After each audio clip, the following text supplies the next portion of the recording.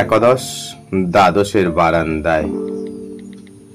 এখন বারান্দায় বেরোলেই ভাবতে থাকি, এর আগে এমন ভাবনা কখনো আসেনি। তখন ভীষণ ভয় ও লজ্জায় লুকিয়ে থাকতাম। এটা অবশ্য অস্বাভাবিক কিছু নয়।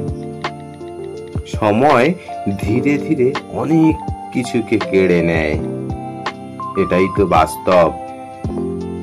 টিনা, মিনা, সুলতানা, আসমিনা সবাই আজ ছন্ন ছাড়া।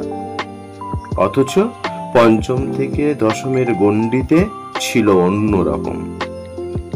সেখানে ছিল খুনসুটি, রাগারাগি, ঝগড়াঝাটি, মান অভিমান, আরো কত কি।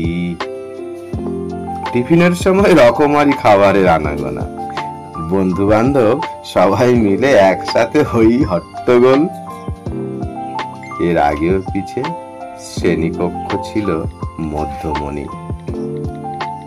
এখানের অনুভূতিগুলো মরমে মরমে গাঁথা। সহপাঠিনীরা মিলে জলসা বসাতাম। সেই বিশ্বখ্যাত জলসায় অদৃশ্য শিক্ষক শিক্ষিকারাই সম্বর্ধিত। ভিন্ন ভিন্ন বিষয়ের ভিন্ন ভিন্ন খ্যাতিতে তাঁরা অলঙ্কৃত। মঞ্চের স্রষ্টা ও দর্শক আসনে আমরাই তো অদ্বিতীয়। সূক্ষ্মভাবে মনোযোগ সহকারে চুলচেরা বিশ্লেষণ। এভাবেই হাসি কান্নার স্রোতে আমরা ভাসতে থাকি। পৃথিবীর আবর্তনে এগিয়ে আসে জীবন সমুদ্র।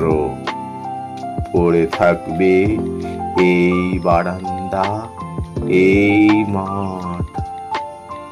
চলার পথে স্মৃতির বারান্দায় আসবে যাবে অনেক স্মৃতি।